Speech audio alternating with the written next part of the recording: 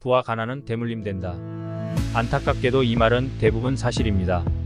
왜일까요? 재산을 많이 물려주기 때문일까요? 그것도 일부 맞겠지만 흥청망청 써버린다면 아무리 많은 재산도 금방 탕진해버리겠죠. 부자는 부자 되는 습관을 물려줍니다. 반면 가난한 사람은 가난한 습관을 물려줍니다. 그렇다면 가난한 사람들의 습관을 알고 피할 수 있다면 부자 되는 길에 더 가까워질 수 있겠죠. 돈의 심리학이란 책에서 우리는 그 해답을 찾아볼 수 있습니다. 가난한 사람들의 습관은 어떤 것이 있을까요? 첫째, 대가를 지불하려 하지 않습니다. 우리가 여행을 가면 숙박비를 내죠. 택시를 타거나 밥을 먹으면 당연히 비용을 지불합니다. 하지만 가난한 사람들은 부자가 되고 싶어 하면서 그 대가는 지불하려 하지 않습니다. 가난한 사람들은 리스크와 변동성을 싫어합니다. 노력과 공부하기를 싫어합니다. 투자 위험을 감수하려 하지 않습니다. 책을 읽거나 시간과 노력을 들이는 대가를 쓰지 않으면서 부자가 되고 싶다고 말합니다. 투자에서 변동성은 거의 언제나 수수료이지 벌금이 아니다. 시장 수익률은 절대로 공짜가 아니며 앞으로도 마찬가지일 것이다. 시장 수익률은 다른 모든 상품과 마찬가지로 대가를 요구한다. 둘째, 다른 게임을 하는 사람들의 눈치를 봅니다.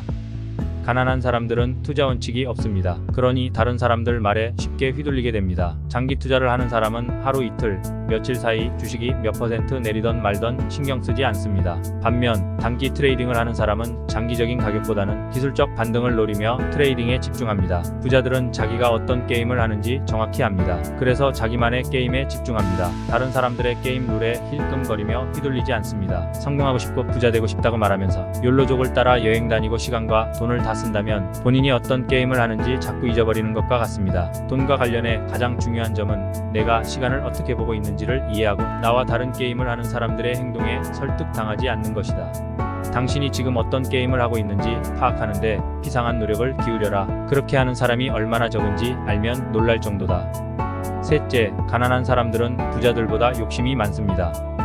여기서 욕심은 부자처럼 보이고 싶어하는 욕심을 말합니다. 부자처럼 보이고 싶어하는 사람일수록 외제차나 고급 명품처럼 보이는 것에 치중하곤 합니다. 가난한 사람들은 겉으로만 부자처럼 보이고 싶어하는 사람들을 보며 명품은 부자라는 잘못된 공식을 세우기 때문입니다. 10만 달러짜리 차를 모는 사람은 부자일 수 있다. 그러나 그 사람의 부에 관해 우리가 아는 유일한 데이터는 그의 부가 차를 구매하기 전보다 10만 달러 줄어들었다는 사실뿐이다. 우리는 보이는 것으로 부를 판단하는 경향이 있다. 남들의 은행 잔고나 주식 잔고는 보이지 않는다. 그래서 우리는 겉으로 드러나는 것에 의존해 남들의 금전적 성공을 가늠한다. 또한 가난한 사람들은 몰빵 투자와 같은 한 방으로 인생을 바꾸려 욕심을 부립니다. 물론 리스크를 감수해야 이익을 얻을 수 있습니다. 하지만 스스로 감당할 수 없는 리스크는 위험을 초래할 수 있습니다. 가난한 사람들은 한 번에 과도한 레버리지를 일으켜 욕심을 부리다가 그나마 모은 것도 잃어버리는 실수를 저지르곤 합니다. 큰 돈을 벌려면 리스크를 감수해야 한다. 그러나 리스크 때문에 망할 수 있다면 그 어떤 리스크도 감수할 가치가 없다. 러시안 룰렛을 할 때 확률은